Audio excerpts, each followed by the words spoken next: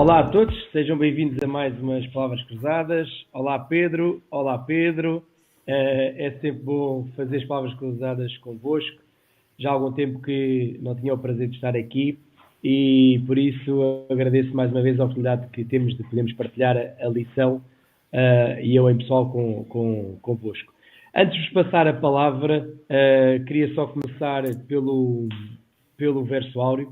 Relembrar que andamos a estudar o livro de Marcos e que vamos falar muito durante estes minutos sobre uma palavra que nos acompanha, que é a ironia. Vamos perceber qual é a relação que existe em Jesus com o seu episódio na cruz e a própria ironia. E então o verso áureo encontra-se em Marcos 15, 34. E à hora nona, Jesus clamou com grande voz, dizendo: Eloi, Eloi, lama sabachthani, que traduzido é: Deus meu, por que desamparaste? Queria-vos confessar que este é dos versículos que mais me marca, porque aqui nós conseguimos ver quando Jesus, o sofrimento que Jesus tinha por causa de cada um de nós, por causa do pecado, para nos salvar, vemos o sofrimento que ele tem e em que chega ao ponto de dizer a Deus, ao seu Pai: Deus meu, porque me desamparaste. Queria começar, se calhar, pelo Pedro Santos e depois pelo Pedro Silva. Se pudessem fazer assim uma abordagem sobre a lição, o que é que acharam da lição, o que é que vocês querem realçar mais desta lição sobre a ironia e os últimos dias de Jesus? Pedro. Esta lição, eu acho que é de uma riqueza e de uma profundidade extraordinária que nos permite refletir sobre este culminar deste plano da salvação. Um plano que não termina na cruz, mas tem o seu ponto alto na cruz, e todos estes pormenores, todas estas nuances daquilo que Marcos nos queria trazer até hoje sobre estes últimos dias de Cristo no seu ministério, digamos assim, são de uma profundidade brutal. Eu acho que nós necessitamos de periodicamente revisitar estes textos, pensar sobre isto, sobre a paixão de Cristo, para que, de certa forma, sejamos tocados pelo amor de Deus que fez com que Jesus se entregasse desta maneira, com este sofrimento, mas com os olhos postos no futuro, na salvação daqueles por quem ele veio a esta terra e pelos quais ele prometeu voltar novamente para recuperar aquela natureza, aquele estado do Éden. Portanto, foi de uma ao mesmo tempo muito bom, mas ao mesmo tempo um pouco refletivo, um pouco de chamada à realidade, digamos assim. Muitas vezes não prestamos ou não nos relembramos disto que custou a nossa salvação, e ao longo desta semana acho que foi possível relembrar isso de uma maneira bem nítida. Não sei, Pedro, se este ponto também te tocou.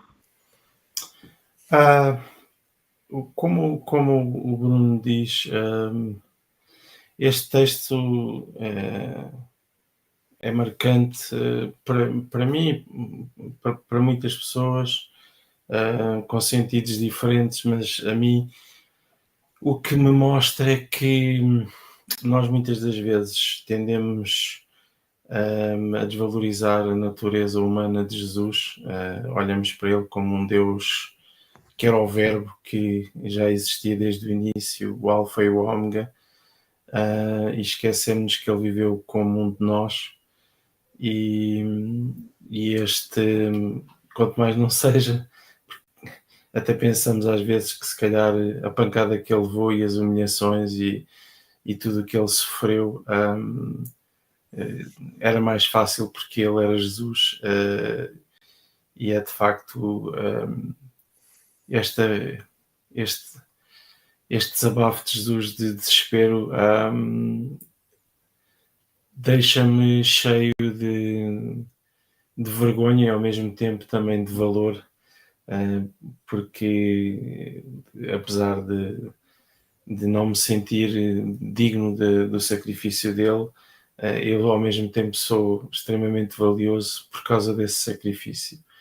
E mostra-nos também que é maravilhoso servirmos um Deus que sabe exatamente o que é que nós estamos a sentir. O Deus Pai não sente os sentimentos que nós temos de angústia quando Jesus no Getsemane chorou e sofreu. O Deus Pai não sente o peso do pecado e este abandono, e temos um Deus Filho que quando nós caímos de joelhos e gritamos porque é que me abandonaste, porque é que eu não te vejo na minha vida, porque é que eu não te sinto na minha vida, temos um Deus Filho que sabe exatamente o que nós estamos a sentir e que vai conseguir traduzir as nossas ansiedades e os nossos desesperos ao Deus Pai, e vai saber como nos confortar e como nos ajudar. Acho que todos nós percebemos que realmente é uma história bastante marcante e, aliás, o capítulo 15 de Marcos, e a lição fala sobre isso, é muito marcante a maneira como descreve toda a história e tenta-nos então enquadrar aqui um pouco a ironia desse mesmo capítulo, a ironia dessa mesma história. E antes de avançarmos um pouco, só definir, através das palavras da lição, o que é a ironia. A lição fala em três pontos. Primeiro, são 2 níveis de significado, né? Depois, são 2 níveis que estão em conflito ou em contraste um com o outro. E, por fim, é alguém que não percebe a ironia e não reconhece o que está a acontecer, pelo que não sabe o que é que irá sofrer as consequências.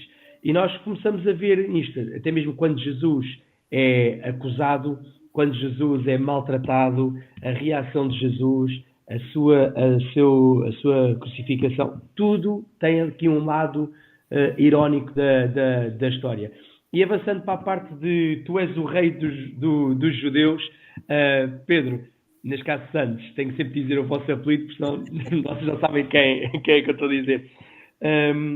O que é que tu achas, onde é que a ironia se aplica nesta frase ou nesta pergunta que a lição nos coloca, de tu és o rei dos judeus? Eu destaco acima de tudo é claro que todos estes que estavam a acusar Cristo, o sumo sacerdote, os sacerdotes, o sinédrio, os fariseus, o imperador romano, todos com uma posição supostamente de autoridade, mas afinal aquele que era o rei, aquele que era o Deus, aquele que era o criador do universo, era precisamente Cristo que estava a ser acusado. Julgado. Só uma parte, Pedro, ainda bem que dizes isso. E todos esses que estavas a dizer, supostamente crentes. Sim, sim. Supostamente aqueles que eram os guardadores da palavra de Deus, os guardadores das profecias, da verdade. Do Velho Testamento, de tudo, da vinda do Messias, o povo escolhido, e no entanto não perceberam que supostamente ao matarem aquele homem para benefício do povo, efetivamente era para benefício não só do povo, mas da humanidade inteira, mas esse benefício não recaiu sobre eles porque eles não perceberam que aquele era o sacrifício do Filho de Deus e que aquilo era o plano da salvação. Neste episódio há uma coisa que também me faz estremecer um pouco, que é este silêncio de Cristo. A capacidade de perceber que o importante não seria agora trocar acusações com Pilatos, defender-se de alguma maneira, mas cumprir a sua missão. E isso sobrepunha-se ao resto. E nós vemos que, noutros episódios, Cristo debateu com os fariseus, debateu com os romanos, portanto, apresentou, e aqui não. Aqui limitou-se a manter o seu silêncio e a caminhar, digamos, com passos seguros em direção à cruz, não sem sofrimento, porque mais tarde nós vemos ao longo da lição que o sofrimento foi algo muito violento, digamos, nestas horas, mas aqui Cristo estava, digamos, focado na sua missão e o resto era subordinado à missão de salvar a humanidade, e Cristo assumiu essa sua missão com as dificuldades, o sofrimento que estava inerente a este episódio, mas continuou. E esta ironia de que do governador pagão. Desculpa, Do governador. Há aqui uma ironia muito interessante que depois até queria que vocês dois comentassem, que o governador pagão era aquele que queria libertar, mais vontade de libertar. Exatamente. Sim. É interessante esta parte. Mas depois também não soube digamos, ir ao encontro das suas convicções. A questão política quer dos sacerdotes e do Sinédrio querer agradar e ter o apoio dos romanos para conseguir que Cristo fosse crucificado, e ao mesmo tempo os romanos que queriam manter a estabilidade do povo, então ele não iria contra o desejo da multidão que estava à frente dele. Portanto, há aqui uma série de digamos, politicamente correto, é isso mesmo, que contrasta com esta dignidade de Cristo, que o meu caminho é este e eu vou assumi-lo até ao fim. Pedro Silva, diz-me. Aquilo que é fascinante no estudo da Bíblia e da Palavra de Deus, ou pelo menos quando nos debruçamos a estudar e a pensar, a refletir sobre aquilo que Deus quer para a nossa vida e fazendo através do estudo do Espírito de Profecia ou da Bíblia ou do estudo da lição, é tentarmos extrair também lições para a nossa vida, para o nosso dia-a-dia e para o nosso crescimento espiritual. E aqui eu procurei fazer o mesmo. Foi um exercício difícil, como estava a partilhar com vocês antes de começarmos a gravar, mas eu pensei que até que ponto nós também não somos Pôncio Pilatos na nossa vida espiritual, até que ponto nós reconhecemos Jesus como nosso Salvador, que de facto é o Rei, Jesus como o nosso Rei, mas depois na nossa vida, no nosso dia-a-dia, para acomodar à nossa vida terrena, às nossas aspirações, às pressões sociais, aos valores desta terra, acabamos depois por deixar que essa noção seja ridicularizada.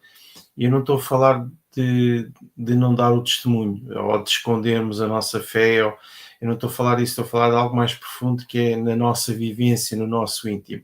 Até que ponto nós não somos como Pôncio Pilatos, que reconhecemos que está à nossa frente o Salvador, ou pelo menos alguém especial, alguém merecedor de ser elevado, e depois, ironicamente, não deixamos que esse alguém tome o lugar de rei na nossa vida. Acaba por ser um rei de fachada, um salvador de fachada, que nós nunca deixamos depois que reine na nossa vida, e à semelhança dos elementos do Sinédrio, muito acomodados na nossa maneira de ver as coisas, muito acomodados também nos nossos méritos. Eu não estou a dizer que eu duvido que haja algum cristão que se ache puro e justo e que tenha bem, há de haver, mas pronto, diria que é uma minoria, mas também tenho muitas dúvidas que a esmagadora maioria dos cristãos olhem para si próprios todos os dias façam um exercício de gratidão e de miséria, de análise da miséria que nós somos, sem esta esperança e sem esta fé que nos anima. Ainda há pouco tempo eu dizia a alguém que Ainda aqui há um ano, na Turquia, houve um terremoto que arrasou uma região inteira da Turquia. E aquelas pessoas, se fosse preciso, no sábado anterior foram à igreja e a vida era perfeita e estava tudo bem, e de um momento para o outro foi tudo arrasado, aquelas vidas foram destroçadas, morreram familiares, e a diferença entre nós e essas pessoas ainda há pouco tempo foi apenas 2 ou 3%, numa escala, e vivemos... o sábio Salomão diz em Cantares que o tolo vive, o néscio vive, a palavra é o néscio, é o tolo, vive como se não precisasse de Deus, como se Deus não existisse. E nós, quando vamos à presença de Cristo, muitas das vezes vamos sempre com os nossos méritos a pensar que eu até nem sou assim tão mau. Eu não mato ninguém, eu não roubo, eu não sei o quê.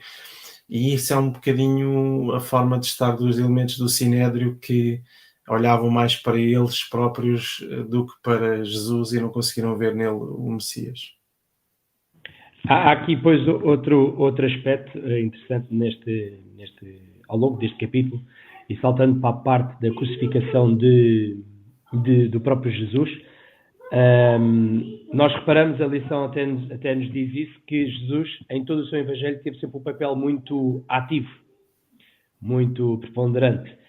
E aqui, devido a todo o sofrimento que teve, à ausência de comida, à ausência de sono, da água, ao facto de ter sido maltratado, reparem que Jesus fica um sujeito passivo e que até é um estranho que o leva até à cruz. E quando chega à cruz, até mesmo a sua morte, isto é um aspecto que eu, por acaso, aprendi aqui na lição, a crucificação era um método de execução razoavelmente pouco sangrento. E o que nós percebemos é que não foi isso depois que aconteceu. E nós analisarmos a morte de Jesus na cruz e depois aquilo que disseram, aquela célebre frase de salvou os outros e não pode salvar-se a si mesmo, entra aqui uma ironia tremenda, um gozo para com Jesus que nos deixa, pelo menos a mim, que me deixa revoltado ou que me deixa triste. E como vocês estavam a dizer há bocado, até que ponto é que nós, nos dias de hoje, também não agimos como estas pessoas que estavam ali. O que é que vocês retiraram mais da lição na parte da crucificação de Jesus? Era em tudo e mais de alguma maneira algo extremamente humilhante, extremamente violento, não é? A pessoa ia despida. Portanto, retirava-se a roupa à pessoa para a pessoa ser ainda mais humilhada à medida que levava a cruz até ao lugar onde iria ocorrer a crucificação. Depois há a parte da violência física, a parte da maneira como eram colocados os pregos, que era tudo de maneira a prolongar o sofrimento e não a encurtar o sofrimento para que a pessoa morresse rapidamente. Não. Era um palmo de diferença para os punhos? Sim, e era, por exemplo, os pés estavam de tal maneira que tu, para poderes respirar fundo, terias que te apoiar o peso todo do corpo sobre os pés, estavam crucificados, e portanto aí haveria uma dor enorme, e portanto a pessoa não iria sufocando aos poucos sobre o peso do seu corpo, de não poder expandir, digamos assim, os pulmões e para poder respirar. Para além desta violência toda, desta violência física, desta humilhação, não é, que levou a Jesus a dizer aquelas palavras do verso áureo, eu acho que ainda o mais violento era essa noção de separação do Pai, não é? Que, ok, eu ao assumir o pecado da humanidade sobre mim, eu estou a separar-me do Pai. Eu estou a separar-me do Pai. E isso era uma dor insuportável para Cristo. E daí ele dizer isto: Deus meu, porque me desamparaste? Porque é que eu me sinto sozinho? E esta separação, esta solidão vinha porque Cristo estava a suportar sobre si os pecados da humanidade. E foi eu acho que esta agressividade desta separação foi ainda maior que a violência física desta morte na cruz. Só uma parte, antes de passar ao Pedro Silva, esse sofrimento que Jesus teve, ou que tinha, de perceber ou de realçar que não começou ali na cruz, começou horas antes, mesmo no Getsemane, onde Jesus chora lágrimas de sangue, em que sente verdadeiramente a separação devido ao pecado. Pedro. Eu, uma vez que já destacaram o sofrimento físico e o sofrimento espiritual por força dos nossos pecados, eu gostava de me concentrar aqui um bocadinho, outra vez à semelhança do que fiz com Pilatos, também nestes soldados, que a ignorância dos mesmos não desculpa os atos deles. E outra vez tentar estabelecer um paralelismo, porque estes soldados gozaram, adoraram Jesus, depois feriram-no e depois ajoelharam-se e adoraram e tiveram o tempo todo a zombar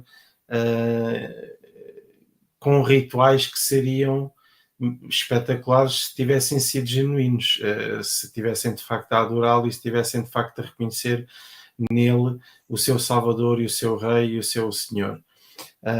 E o paralelismo que eu queria estabelecer aqui com estes soldados tem a ver um pouco também com a nossa condição, especialmente como adventistas, que nos focamos muito também na questão das profecias e especialmente na maior de todas, que é a segunda vinda de Cristo, e que muitas das vezes temos uma atitude de antagonismo face às profecias, quase que ou as queremos antecipar. Existe muito aquela coisa de temos que dar o testemunho a todos de fazer isto e fazer aquilo para antecipar a vinda de Jesus, e ao mesmo tempo queremos combater as profecias que devemos a cumprir enquanto nós estamos a viver, alterações políticas que estão a ser feitas, formas como nós estamos a viver. Olha, ainda a questão da vacinação e do Covid e de como é que nós víamos a questão da vacinação. Somos contra as ordens todas por causa de profecias que se estão a cumprir e ao mesmo tempo queremos que outras profecias se cumpram. E pegando em atalho de foice da questão da ironia que se quer falada no início, acho que é isso que é bastante irónico, é que nós por um lado queremos impedir que certas profecias se cumpram e vivemos com medo de que essas profecias se cumpram na nossa vida, quando Jesus foi como um cordeiro, como ao matadouro. Ele estava a ver as profecias a cumprir-se, ele sabia que as profecias se iam cumprir, ele reconheceu no seu discurso, o Pedro disse que ele não discutiu, mas também não ficou impávido, ele reforçou as ideias de que as profecias, uma a uma, ele referiu salmos, como na lição de domingo fala, ou de segunda-feira, referiu passagens repetidamente para apontar para aqueles cegos que pudessem ver que estavam a fazer cumprir profecias naquele momento, e eles não viram isso. E nós, ironicamente, também fazemos isso. Muitas das vezes estamos a fazer cumprir profecias e estamos a contrariar profecias e deixamos e perdemos o foco, que é o principal, que é de Jesus Cristo, e que é de reconhecer.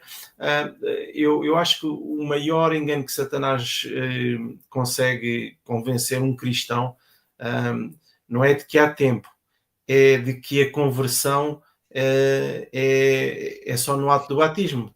Aceitamos Jesus como nosso Salvador, batizámos-nos e pronto, estamos salvos. Quando a conversão é um ato diário, é acordarmos de manhã e sentirmos que que não somos nada e que por isso precisamos de um Salvador e que esse Salvador é Jesus. Isto é um ato diário de gratidão, porque sem gratidão não cresce amor ao próximo, não cresce amor a Cristo, não cresce amor nenhum.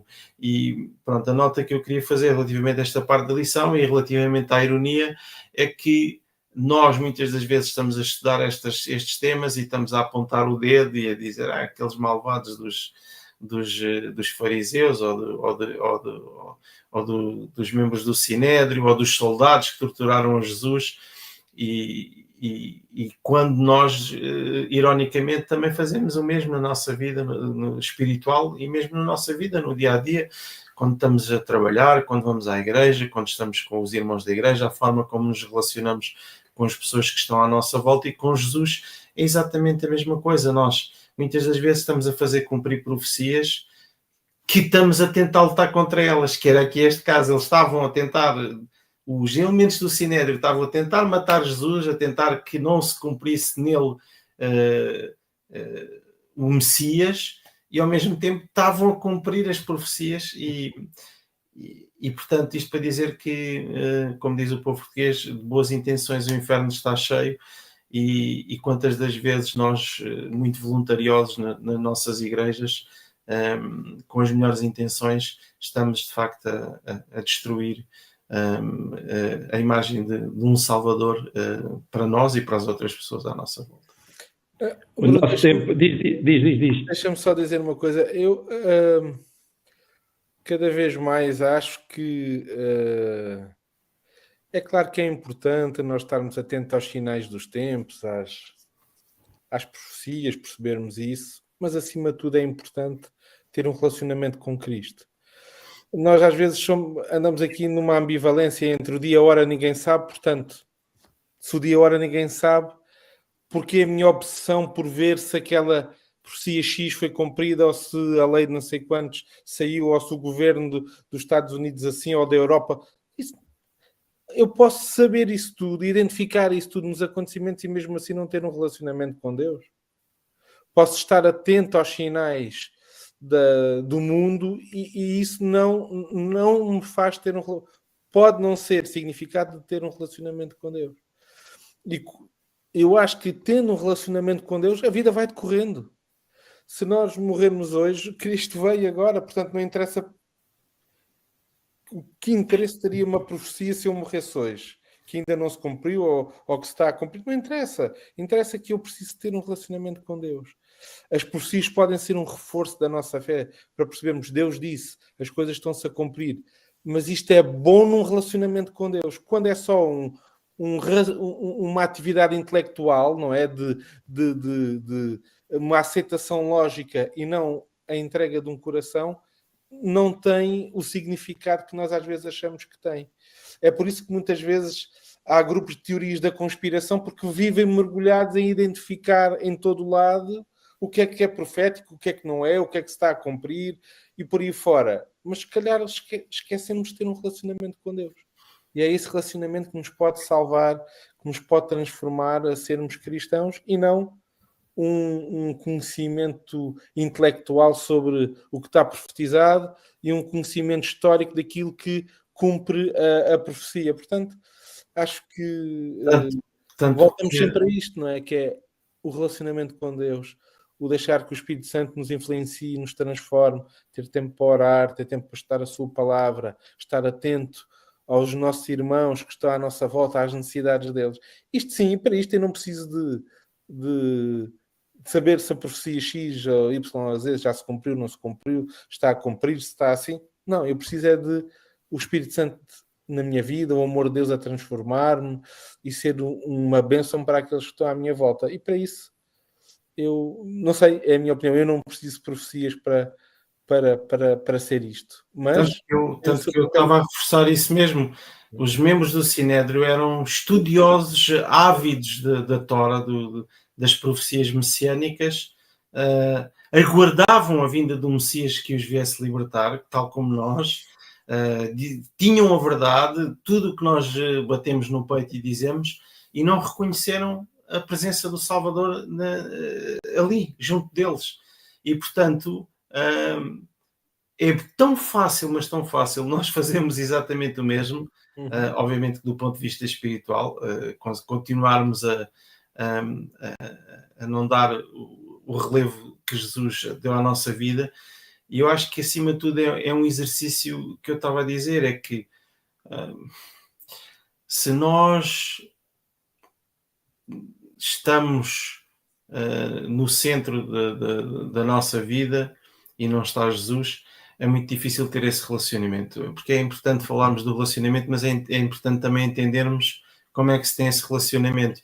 Eu, se não amar a minha mulher e ela me pede para eu fazer qualquer coisa, eu não faço ou vou contrariado. Agora, se eu amo a minha mulher e sinto-a cansado e sinto-a a precisar de ajuda, eu nem preciso que ela me diga nada, eu pego e faço e vou ajudar e ajudo a fazer as coisas. E isto é o mesmo que acontece se nós não conhecemos Jesus, se não reconhecemos Jesus e se não reconhecemos a nossa dependência dele, se olhamos sempre para os nossos méritos, e atenção, porque eu não estou a dizer isto com falsa modéstia, porque eu faço esse erro sempre, todos os dias, chego ao fim do dia e pronto, até nem foi assim tão mal, hoje não enganei ninguém, não roubei ninguém, não menti a ninguém, mas pá, isso é zero, é lixo, comparado ao que Jesus passou para que eu pudesse ter esperança numa vida eterna e por aquilo que ele faz por mim todos os dias, porque também temos que ter isso em perspectiva que se nós deixamos de pensar, se nós não reconhecemos as bênçãos de Deus no nosso dia-a-dia, na nossa vida, Cristo deixa de ser real. É uma coisa etérea, uma ideia, uma coisa assim que... Agora, quando nós paramos para contemplar porque é que eu não tenho um cancro quando há tanta gente com cancro, porque é que eu tenho trabalho quando há tanta gente desempregada, porque é que eu tenho isto e aquilo e aquilo outro, porque é que eu tenho filhos saudáveis, porque é que... Enfim, há sempre milhares de coisas para estarmos gratos a Deus. Se nós perdermos de vista esta gratidão e esta análise, deixamos de ver a ação de Cristo na nossa vida e, portanto, Cristo passa a ser uma coisa, uma teoria, é uma coisa teórica e não é uma coisa palpável com a qual a gente se pode relacionar. E este é o exercício que o cristão deve fazer diariamente, fazer esta análise, reconhecer. Quando eu cresci na igreja a ouvir, temos que levantar e fazer a meditação e fazer, parece que há uma forma exata, e depois se nós não fazemos aquilo, ou se fazemos e as coisas não acontecem e não sentimos Jesus na nossa vida, desistimos. Ou então, se não fazemos, não sentimos Jesus na nossa vida. Não há uma fórmula secreta, a fórmula é isto, é termos a capacidade de contar as bênçãos e de sermos gratos a Cristo, desde o sacrifício àquilo que Ele faz por nós nas pequenas coisinhas do dia-a-dia. Porque senão, ironicamente, estamos como aos membros do Sinédrio. Deixa-me só dizer uma coisa antes do Bruno terminar. É que o sacrifício e aquele amor não terminou ali na cruz. Não. Aquilo continua todos os dias. E todos os dias Cristo intercede por nós, nos tenta abençoar, nos tenta salvar, nos tenta transformar. E, portanto, não ficou só ali, continua. E é uma decisão nossa nós deixarmos que dia a dia Cristo nos transforme. Que aquele sacrifício na cruz tenha significado hoje, ontem e amanhã. E isto é uma coisa dinâmica. E para isto nós precisamos naquele que eu acho que é o maior bem dos dias de hoje é tempo, não é? Tempo para estar com Deus, para poder pensar nisto que aconteceu aqui, ler estes textos, meditar, mas ler com olhos de ver, não é ler... Estudar, exatamente. É refletir, pensar, meditar, conversar com Deus sobre isto, questionar Deus, como é que é possível, e desta maneira conseguir ser transformado cada dia. Não sei, Bruno, o que é que... Acho que o nosso tempo está mesmo a chegar ao fim. Deixa-me fazer a minha nota, então. É importante estar no final da lição e quem estudou a lição vai procurar também uma nota da nossa parte sobre isto, que é a lição termina com quinta-feira e sexta-feira depois mais ou menos dentro do mesmo tema, mas quinta-feira a fazer uma comparação entre os discípulos, que eram os que fugiram e dispersaram e o negaram, como Pedro, e o traíram, como Judas, e todos aqueles que Jesus contaria ter na vida dele, quando está a orar no Getsemane, quando não sei o que foi, constantemente desiludido por essas pessoas, esquecido, abandonado. E mais uma vez eu volto ao início da lição: que espetáculo é termos um Deus que sabe exatamente como nós nos sentimos quando nos sentimos abandonados e criticados e gozados e desprezados por aqueles que nós mais contávamos nas nossas vidas. E é bom percebermos que o Deus que nós temos, que percebe exatamente aquilo que nós sentimos quando nos ajoelhamos para orar e para ir à sua presença, e o colinho, e pedir-lhe paixão, e pedir-lhe paz, e pedir-lhe todas as coisas. Ele sabe exatamente o que nós precisamos.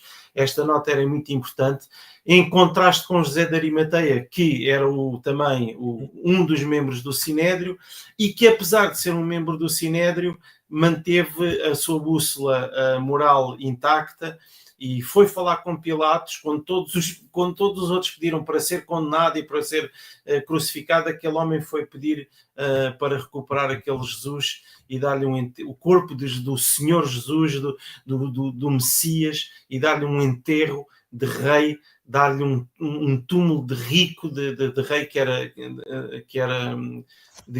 ele merecia. E, portanto, deixar-nos também, tive eu aqui também muitas vezes a apontar e a julgar os membros do Sinédrio, e perceber que nos membros do Sinédrio também há quem reveja Jesus como nosso Salvador. E depois, sexta-feira, o mais importante, nós temos estado todo a falar aqui desde o início, mas convém recordar que, na verdade, o que estamos a falar é da substituição. Jesus foi pagar um preço por nós, para que a morte não fosse eterna, para que a morte não vencesse sobre a sua criação, para que as desgraças e o desfigurar do pecado não vencesse sobre a sua criação, para que nós, quando perdemos alguém na nossa vida, quando nos morreu alguém que é querido, ou mesmo quando pensamos na morte, podemos olhar para a eternidade com essa esperança de que as coisas não terminam ali. Como é irónico que os seguidores de Jesus estejam desaparecidos em combate, enquanto um membro do Sinédrio, a própria instituição que condenou Jesus, se torna aqui no herói. Como podemos assegurar-nos de que em tempos cruciais também não fiquemos desaparecidos em combate? Acho que é uma excelente pergunta para ficar para reflexão, e percebemos que realmente a nossa salvação teve um custo elevado, como o nosso versuário dizia. Percebemos que houve um afastamento e um sofrimento tremendo, não só espiritual, mas como físico, de Jesus. Queria agradecer a vossa presença, estes momentos que passámos aqui. Acho que é sempre bom investirmos este tempo em Deus e na palavra, e isto, por muitas voltas que nós possamos dar, vamos sempre parar ao mesmo. É ter tempo de qualidade para estudar a palavra de Deus e passarmos tempo com eles. Esperemos que nos continuem a acompanhar através do canal do YouTube, e, acima de tudo, que possam estudar a lição e aprender mais sobre Deus. Até à próxima. Abraço.